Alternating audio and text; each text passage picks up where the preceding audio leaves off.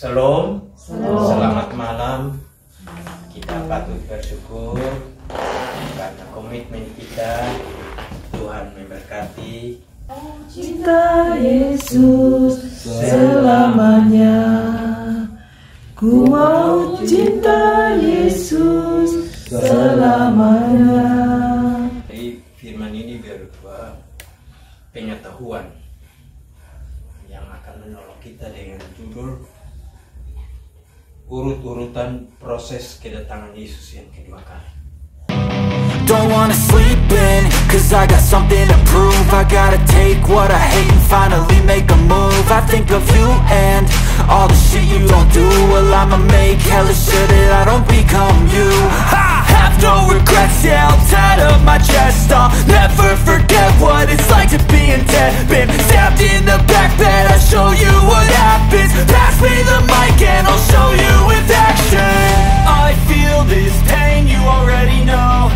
Turn that to gains, let my money show. I've got these things that I can't let go. Watch me turn this life into something that you could never own. Shalom. Selamat malam. Kita patut bersyukur karena komitmen kita. Tuhan memberkati kita, dijauhkan dari segala hal rintangan, sakit, penyakit, bahkan berbagai kesibukan. Kita boleh tinggalkan rumah kita, kesibukan kita untuk boleh berkumpul di sini memuji dan melakukan Tuhan. Kita awali dengan doa. Mari kita berdoa.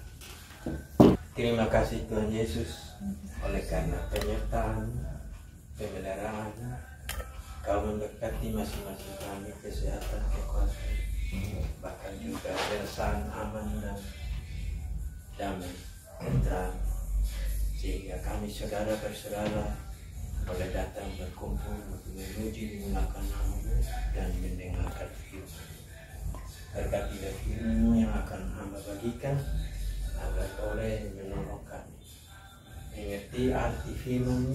Kami beroleh hati yang bijak untuk boleh melakukan dan menurut perintah-Mu.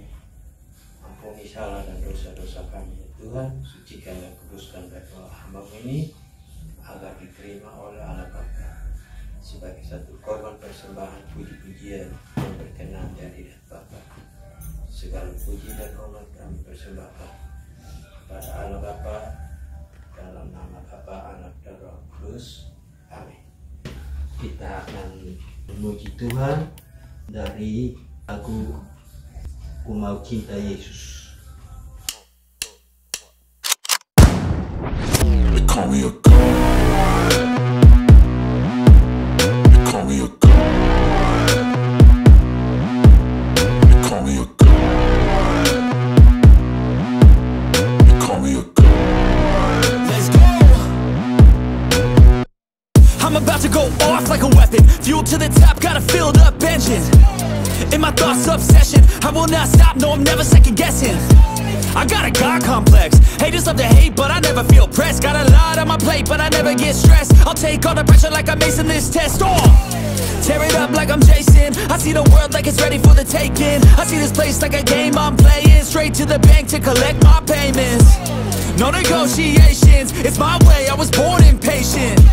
And like a damn Freemason. Telah sesuai dengan rencanamu. Kita doa untuk penyertaan firman. Tuhan Yesus, Engkaulah firman yang hidup, firman-Mu yang kami akan dengarkan. Tuhan berkati, Tuhan yang menuliskannya serta memeterikannya di dalam pikiran hati batin kami, supaya ketika hamba-Mu menyampaikan firman-Mu akan kami mengerti, kami tidak lupa, dan kami boleh renungkan itu di dalam kehidupan kami, bagaimana kami menjadi anak-anak Tuhan yang menurut perintah-Mu dengan iman dan kasih. Terima kasih Tuhan, kami berdoa di dalam nama Yesus yang adalah pengantara kami. Kami berdoa kepada Bapa di surga. Amin. Jadi firman ini berupa pengetahuan yang akan akan menolong kita dengan judul urut-urutan proses kedatangan Yesus yang kedua kali. Jadi nanti ini cerita mengenai proses secara berurutan tahapan. Kalau di pemerintahan itu ada satu pekerjaan namanya protap, prosedur tetap. Itu ini ada banyak referensi, tapi saya ambil yang penting-penting saja. Dia referensinya sekitar 1845, tapi saya hanya beberapa dengan fokus kepada proses kedatangan Yesus saja. Jadi ya urut-urutannya. Yang pertama diawali dengan penghakiman di surga. Arti dari penghakiman Allah di sini ialah untuk penyucian atas dosa-dosa umatnya dengan tujuan mengakhiri sebab akibat dari dosa itu dan menetapkan status keselamatan daripada orang-orang percaya. Dan penghakiman ini hanya berlaku untuk orang-orang percaya. Orang fasik belum. Nah, ini namanya juga penghakiman investigasi. Nah, ada 3 penghakiman. Penghakiman eksekutif, penghakiman investigasi, dan penghakiman 1000 tahun. Penghakiman 1000 tahun itu yang untuk orang-orang fasik. Iblis tidak dihakimi lagi karena sudah sebelum dunia dijadikan, dia sudah ditentukan untuk binasa. Jadi dia tidak dihakimi lagi. Orang-orang fasik nanti setelah kerajaan 1000 tahun baru mereka dihakimi. Sekarang yang dihakimi adalah kita orang-orang percaya dan orang-orang yang sudah mati dari sejak Adam. Dan penghakiman eksekutif itu sudah terjadi, yaitu air bah, peristiwa air bah, Sodom dan Gomora, dan orang-orang Mesir bersama Raja Firaun yang mati di laut. Itu 3 penghakiman itu sudah terjadi. Itu namanya penghakiman eksekutif yang Tuhan buat khusus untuk orang-orang itu dibinasakan. Nah, kita bicara sekarang pembicaraan mengenai penghakiman investigasi ini berlaku untuk kita yang sekarang dan orang-orang yang mati dari sejak Adam. Nah, kita tanya mengenai ayatnya. Itu pertama Petrus 4 ayat 17. Tempat penghakiman itu mulai di surga, di rumah Allah. Itu dimulai. 1 Petrus 4 ayat 17. Jadi saya tidak baca ayat. Saya ambil poin-poinnya ayat dari ayat itu untuk ini masukkan di dalam judul daripada ini mengenai proses kedatangan Yesus. Jadi diawali itu tempat penghakiman itu di surga, di Ka'bah. Di surga ada Ka'bah, itulah tahta Allah di situ. Itu kantornya Tuhan Yesus di situ. Dia berkata. Nah, di situ penghakiman ini dimulai dan di sana ada para malaikat yang tidak tertahu jumlahnya. Orang-orang kudus juga berlaksana dan ada 24 tua-tua yang ada 24 takhta itu ada di dalam itu Ka'bah. Jadi takhta Tuhan Yesus seperti itu berdiri ini. 24 tua-tua duduk ini. Mereka mengadakan penghakiman. Nah, di sini penghakiman untuk orang-orang yang mati mulai dari Adam sampai dengan Yesus naik ke surga itu ada di dasarnya ada di Daniel 10 ayat 7. Penghakiman ini dilakukan dengan apa?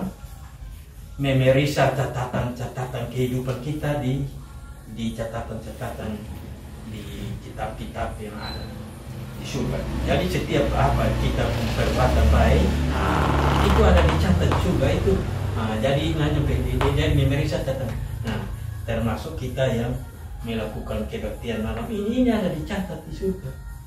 Nanti itu dasarnya menjadi data penghakiman untuk kita.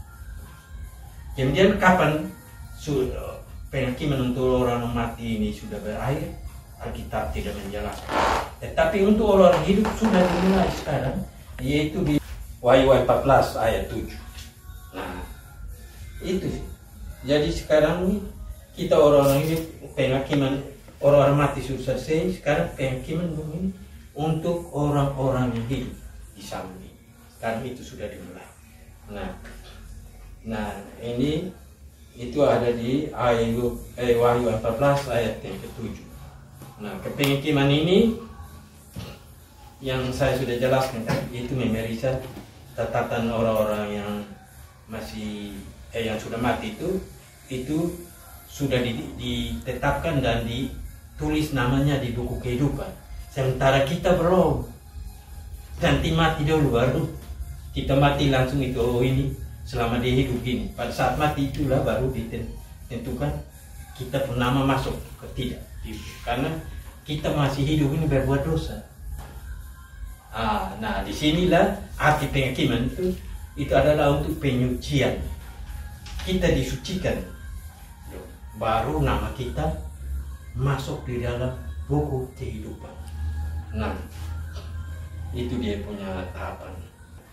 Sekarang, manakala kalau penghakiman ini selesai, ditindaklanjuti dengan eksekusi. Bapak sedang orang bilang, di pentapan eksekusi lah kedatangan Yesus yang kedua, itu yang namanya. Nah, itu datang untuk mengeksekusi hasil penghakiman di surga. Nah di sini didahului dengan satu upacara pelepasan. Contoh kalau presiden mau kunjungan ke luar negeri, waktu dia mau naik tangga ini pesawat, ada upacara pelepasan. Yesus juga begitu. Ketika dia mau datang ke dunia untuk menghakimi dunia ini, mengeksekusi hasil penghakiman itu, ada upacara di surga. Para rombongan itu jumlahnya tidak, tapi khususnya di dalam upacara pelepasan ada 24 tua yang duduk tahta itu bersama semua malaikat surga sujud menyembah Tuhan. Itu ada di ayatnya, ada di Wahyu 11 ayat 15 sampai 19. Itu ada upacara. Itu mereka sujud menyembah, memberi penghormatan untuk melepaskan Yesus datang ke dunia ini. Kalau kita di dunia hanya hormat begini, tapi mereka sujud menyembah, lalu menyanyi lagu puji-pujian. Itu ada, tapi ini kita tidak, karena waktu jadi sayang. Kemudian diikuti dengan tiup trompet, meriah sekali itu. Jadi tiup trompet. Nah, pada saat trompet inilah yang ditiup, Yesus mulai turun ke dunia bersama malaikat-malaikat yang meniup ini trompet. Nah, di saat turun ke dunia trompet itu ditiup, para malaikat yang tiup trompet ini baca setiap nama yang ada di buku kehidupan. Ese Pandi, kalau masih hidup hanya panggil Ese Pandi nama. Tapi kalau orang mati, Ese Pandi bangkitlah. Nah, pada saat trompet ditiup, semua orang mati yang percaya itu bangkit. Sementara orang-orang yang tidak percaya tidak bangkit. Dan masih ada orang-orang yang hidup pada waktu Yesus datang. Itu di 1 Tesalonika 15 ayat 51 sampai 53, 1 Korintus 15 ayat 51 sampai 53, dan 1 Tesalonika 4 ayat 16 sampai 18. Nah, orang-orang yang mati hanya orang percaya yang bangkit, yang tidak percaya tetap dalam kubur. Orang-orang yang percaya masih hidup, tetap hidup. Orang-orang yang tidak percaya musnah semuanya. Lalu dunia ini kosong, sunyi, senyap. Itu yang dinamakan, itu ada di Wahyu iblis dirantai. Itu karena tidak ada penghuni lagi, dia sendiri. Jadi dirantai dalam pengertiannya. Dia kesepian, tidak bisa pergi mana-mana lagi untuk menipu. Jadi di situ. Nah, kemudian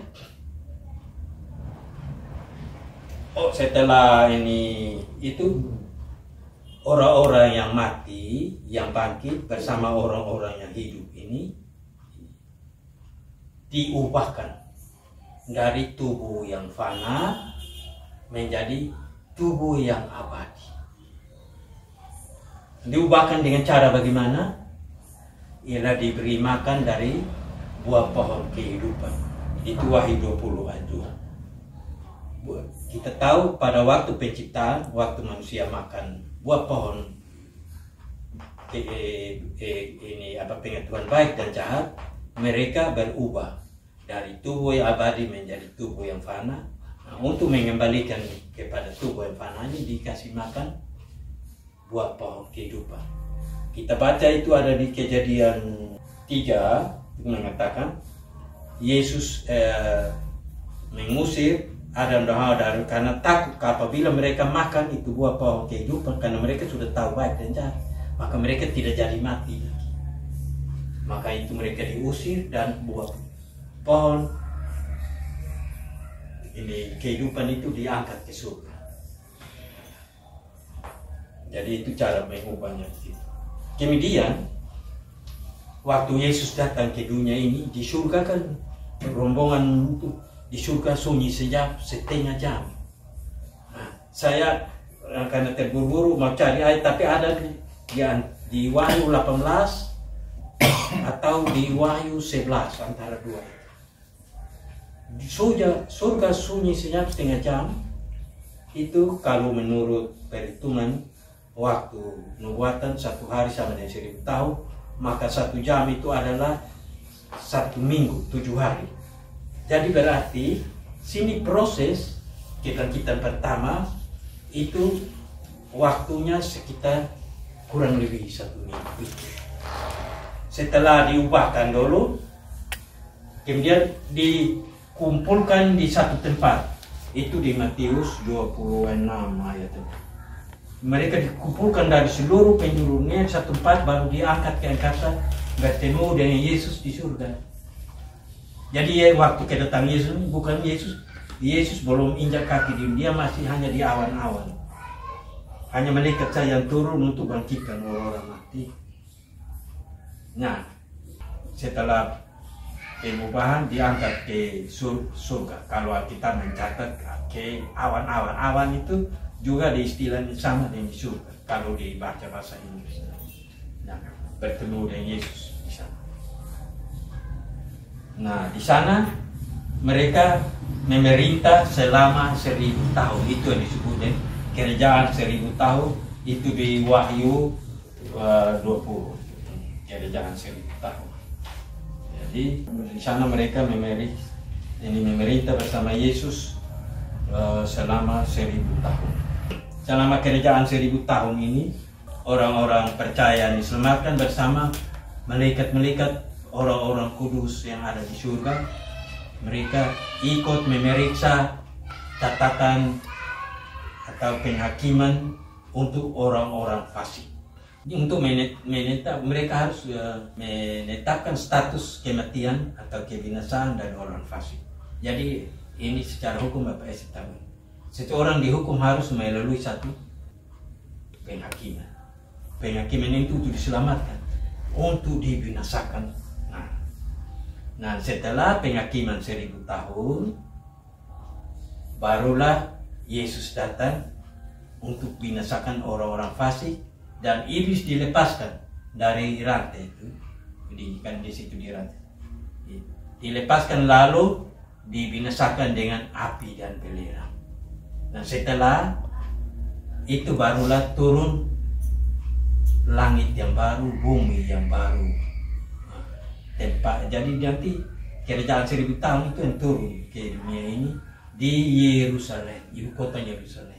Nah, itu dia punya proses kedatangan Yesus. Tetapi namanya trompet yang ketujuh, kalau di 1 Korintus 15 ayat 1, nafiri yang terakhir. Berarti ada nafiri. Nah, kalau di Wahyu 14 katanya trompet yang ketujuh, artinya nafiri yang ketujuh ditiup. Berarti ada 7 trompet. Yang 1 sampai dengan 6 itu ada di Wahyu 8. Nah, ini nanti bersambung baru saya sampaikan apa isi daripada trompet yang pertama sampai dengan ke-6. Dengan kita tahu itu bahwa berarti kita sudah dekat dengan trompet yang ke-7 tiup, Tuhan datang. Jadi itu tadi. Jadi kita bisa tahu bahwa Tuhan sudah dikatakan tahu apabila kita mempelajari Wahyu 8 mengenai 6 trompet itu. Sedikit gambaran. Trompet yang pertama itu sudah terjadi pada zaman orang Israel. Nah, ini beta belum mendalami itu, tapi ada tentang sedikit. Sampai dengan trompet yang ke-6 apa isinya nanti bersama kita. Tetapi yang menjadi ini buat kita bahwa kita bersyukur bahwa satu pemberitahuan sebelum Yesus datang kita sudah tahu tahapan-tahapannya. Seperti seorang pejabat negara, raja atau presiden. Juga waktu mau datang juga kita sudah tahu negara yang menerima itu apa, kapan dan ini. Tapi kalau Yesus tidak begitu. Hanya protokolernya saja yang dibuat. Tetapi itu Yesus membuat protokolernya buat kita yang saya sampai saat ini. Tapi kapan di Matius waktu Yesus bersama murid-murid mau menjelang pengangkatannya, juga murid-murid tanya kapan kerajaan Allah. Dia bilang malaikat tidak tahu, anak-anak tidak tahu, anak pun tidak tahu. Jadi berjaga-jaga dan berdoa. Tetapi dia ada kasih tanda-tanda bahwa bagaimana. Nah, kalau satu tandanya adalah 6 trompet. Nah, kita sudah tahu kita sampai di trompet yang berapa. Secara umum Yesus kasih hanya tahu memberitahu bahwa nanti ada gempa bumi, perang saudara, ada pokoknya peristiwa-peristiwa alam menandai bahwa Yesus sudah mau datang. Banyak yang sudah terjadi. Kita tidak tahu itu diklasifikasi sebagai trompet yang keberapa nanti bersama. Baik. Jadi sebagai orang-orang percaya itu kita menantikan kedatangan Yesus. Ini adalah hanya satu pengetahuan saja buat kita bahwa Yesus datang di Wahyu 11 ayat 1 ayat 7. Semua mata melihat. Jadi tidak seperti yang pernah Yesus ada datang di Bandung, ada di Lelogaman, ada di mana-mana. Ada dapat lihat di kaca-kaca jendela, bukan. Semua mata. Yesus datang wujud nyata seperti yang kita ini, seperti waktu dia datang pertama. Kita bisa melihat dia dengan sempurna. Rasul Paulus mengatakan itu, ayatnya saya lupa. Sekarang kita lihat ini sama-sama seperti melihat cermin. Tapi pada waktu Yesus datang terang benderang, kita bisa melihat Yesus seperti apa. Ya, karena itu sudah ada dalam satu kemuliaan yang diubahkan. Tubuh yang fana ini sudah diubahkan, jadi kita tidak bisa membayangkan seperti apa. Demikian jauh pemerintahan firman untuk kita mengenal. Semoga dengan pemerintahan firman ini kita dikuatkan, kita dipastikan dalam penghakiman bahwa di dalam penghakiman Yesuslah yang menjadi pembela kita. Dia membela kita, dia membenarkan kita karena iman. Ayat-ayat Alkitab itu banyak, tapi saya akan untuk menyemak waktu. Jadi dikatakan pada saat penghakiman Yesus mengatakan orang ini saya sudah tebus, inilah tandanya, paku di tangan saya, bekas tombak di rusuk saya mati demi orang ini. Dia jadi didakwa Daud membunuh selama hidup, dosanya bingung kenapa dia selamat, beta tidak selamat. Nah, itulah keadilan Allah dan kasih karunia. Keselamatan bukan usaha kita, tapi oleh kasih karunia saja. Mungkin itulah firman yang dapat disampaikan. Semoga kita dikuatkan sebagai orang-orang yang pengharapan yang menantikan kedatangan Tuhan. Tuhan Yesus memberkati kita. Kita satu hati menghadap Tuhan. Kita berdoa. Segala puji dan hormat kami persembahkan kepada-Mu Tuhan Yesus, oleh karena kasih setia tidak pernah meninggalkan kami, sehingga kami mau datang bersyukur memuji memuliakan nama-Mu melalui kebaktian, kelompok doa hati damai. Kami saudara, kami mengambil waktu di tempat ini, di rumah dari keluarga Bapak Ese, untuk boleh memuji dan belakang nama-Mu, firman-Mu yang telah hamba sampaikan. Karena Tuhanlah yang menuliskannya dan memeteraikannya di dalam hati-hati kami, sehingga kami mengerti dan tidak lupa. Kami renungkan itu sebagai orang-orang berpengharapan dalam menantikan kedatangan. Kami selalu siap sedia setiap saat dengan menuruti apa yang menjadi kehendak Tuhan. Kiranya Tuhan memberkati kami semua yang hadir pada saat ini. Tuhan memberkati Bapak Ese dan Betty bersama ketiga anaknya, Peter, Edi, dan Reno. Tuhan memberkati setiap pergumulan hidup mereka. Dan kami percaya Tuhan lebih tahu apa yang menjadi pergumulan hidup mereka. Karena Tuhan jawab doa-doa. Kami percaya Tuhan sangat peduli dengan kami semua. Tuhan memberikan apa yang kami butuhkan, manakala kami itu memintanya kepada-Mu. Kami percaya sebab Engkau mengatakan, kalau seorang bapa yang jahat, anaknya meminta roti, tidak memberikan batu kepadanya atau ular. Demikian juga dengan Bapa di surga, kami percaya Engkau Allah yang baik. Manakala kami berdoa memohon berkat-Mu, Engkau akan menjawab, mengabulkan doa-doa kami menurut kehendak-Mu. Tuhan berkati keluarga ini agar mereka juga menjadi berkat di dalam kehidupan bersosial kami sebagai saudara bersaudara.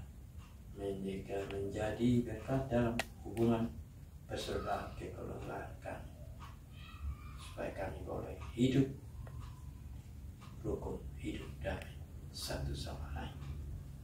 Tuhan memberkati juga Mama Susan bersama Andre dan Anda. Mereka juga tentu memiliki pergumulan-pergumulan yang Tuhan tahu. Kiranya Tuhan jawab doa-doa keluarga ini. Berkati Mama Susan di dalam tugas dan pekerjaan sebagai seorang PNS, Bapak Andi sebagai seorang imam di dalam rumah tangga mereka. Ada yang seorang diri di Bali. Biarlah Tuhan Yesus menjadi teman orang tua, bahkan dia menjadikan Tuhan Yesus segala-galanya di dalam kesendirian. Berkatilah Mama Ete bersama Chris. Berkati Mama Ete kesehatan, kekuatan di masa tua. Bahkan Tuhan Chris dalam tugas sebagai seorang dokter, agar ia melayani sebagaimana Tuhan juga melayani di dunia ini, menyembuhkan orang-orang sakit. Melalui tugasnya itu ia boleh menjadi saksi bagi Tuhan. Ia boleh memuliakan Tuhan, dan Tuhan memberkati dia untuk cita-cita masa depannya. Juga Mama Ete punya pergumulan-pergumulan hidup. Tuhan berkati, Tuhan jawab doa-doanya. Demikian juga dengan Mama Lodi bersama anak-anak, menantu dan cucu-cucu yang ada di Rote. Tuhan berkati Mama Lodi di dalam masa tuanya dengan kesehatan, kekuatan. Berikan kedamaian, ketenangan. Biar ia selalu beroleh kasih sukacita dan sejahtera Tuhan. Ia boleh memuji di belakang nama Tuhan di masa tuanya ini. Ia tidak khawatir apa yang akan terjadi di masa sisa hidupnya itu. Biar ia selalu berserah, berharap kepada-Mu. Dengan berdoa mengucap syukur atas berkat-berkat kehidupan yang Tuhan anugerahkan, dan masuk dengan anak, menantu dan cucu-cucunya. Berkati juga Mama Hilo bersama Yus. Kami percaya kedua hari ini juga punya pergumulan. Kiranya Tuhan mendengar, Tuhan menjawab doa, memberkati mereka akal budi hikmat, menjadi orang yang bijaksana. Bagaimana Tuhan diberkati menjadi satu pergumulan juga buat mereka. Kiranya Tuhan memberkati, hilang sebagai seorang PNS, berkati dia akal budi hikmat kecerdasan dalam melaksanakan tugasnya. Biar melalui itu ia juga menjadi berkat bagi suaminya di dalam membina rumah tangga. Ia juga menjadi berkat bagi sanak saudara, khususnya juga buat kakak Dona. Tuhan juga berkati Dona di dalam kehidupan. Tuhan tahu apa yang diperlukan oleh Dona. Manakala ia berdoa memohon berkat Tuhan, kami percaya Tuhan akan jawab. Karena Tuhan mengasihi semua orang, baik orang-orang yang berdosa maupun yang tidak berdosa. Engkau tidak pilih kasih-Mu merata bagi semua orang di muka bumi ini. Tuhan berkatilah hamba-Mu juga kesehatan, kekuatan. Biarlah melalui itu hamba pakai untuk melayani, memberitakan firman, membangun iman dan korban saudara-saudara seiman, menjadi berkat di dalam hubungan persaudaraan kekeluargaan, dalam aktivitas kehidupan bersosial kami, agar kami selalu hidup damai, hidup rukun satu sama lain. Bapa di surga, kami mendoakan juga hubungan sanak saudara kami, keluarga dan mentelian darah dengan kami yang tidak berlomba bergabung dengan kami dalam kedua tahun kelamnya. Kami juga menyerahkan mereka semua ke dalam naungan Tuhan, berkati mereka. Kami rindu juga agar mereka bergabung dengan kami, supaya kami boleh memuji memuliakan nama Tuhan. Meskipun mereka juga dilayani dari berbagai pelayanan di jemaat, tapi kami ingin kami menjadi satu komunitas tersendiri untuk boleh memuji memuliakan nama Tuhan, supaya bagaimana kami bersatu di dunia ini, kami juga akan bertemu di surga dalam satu suasana kekeluargaan seperti 12 anak Yakub. Tuhan Yesus, kami menyerahkan juga kehidupan kami sepanjang malam ini ke dalam nama-Mu. Kiranya Tuhan memberkati kami agar kami boleh dapat tidur dengan nyenyak. Atas perlindungan-Mu kami beroleh perasaan aman dan tenteram. Kami boleh tidur nyenyak untuk mendapatkan kesehatan, kekuatan dan baru. Manakala kami dibangunkan lagi pada besok pagi, kami melanjutkan kehidupan kami, bekerja pada dengan bersyukur, memuji, memuliakan segala perkara yang mempersembahkan ke dalam nama dan kehendak Tuhan. Dan jadi kamu juga mau berdoa untuk makanan minuman yang telah disediakan oleh Bapak SNMP di rumah ini. Tuhan berkati agar itu boleh memberikan kekuatan baru bagi tubuh jasmani kami. Kami pakai itu juga memuji memuliakan, karena berkat-berkat-Mu Engkau telah sediakan bagi kami melalui Bapak SNMP. Berkati juga mereka yang tidak mendapat makan seperti kami. Kami tidak dapat berbuat banyak, tapi dengan mendoa ini Tuhan, kami mau menyatakan kasih kami, kepedulian kami kepada orang-orang di sekeliling kami yang tidak mendapat makan seperti kami. Biarlah dengan itu kami percaya semua itu dikerjakan oleh Tuhan.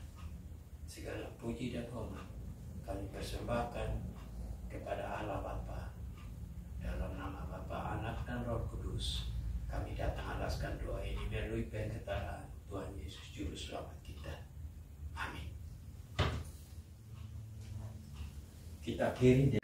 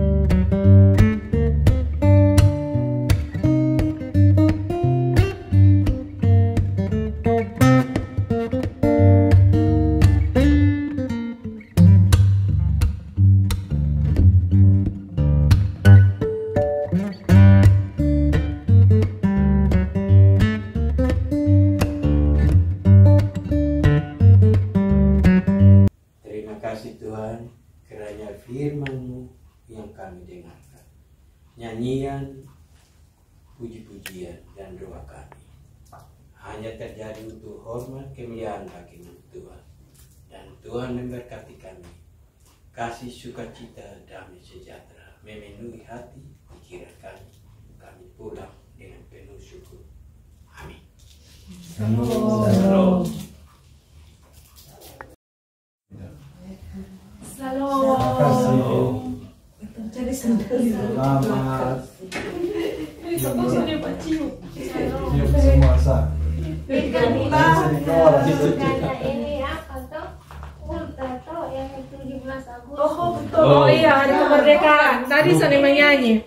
Gini cium betul. 17. Tadi saya menyanyi hari Ulang tahun. kemerdekaan. Siapa ulang tahun? Indonesia tuh 17 Indonesia Mami, negaraku. Sudah? Tuhan yang Mama susah. memberikannya. Selamat. Ku bawa dalam doaku pada yang Maha Esa. Merah putih. Ini. Sakunai. Dapat sendok kurang dan Minum juga. Jadi, abis baru ngomong tuh bulan depan di sana. bulan depan di Susan.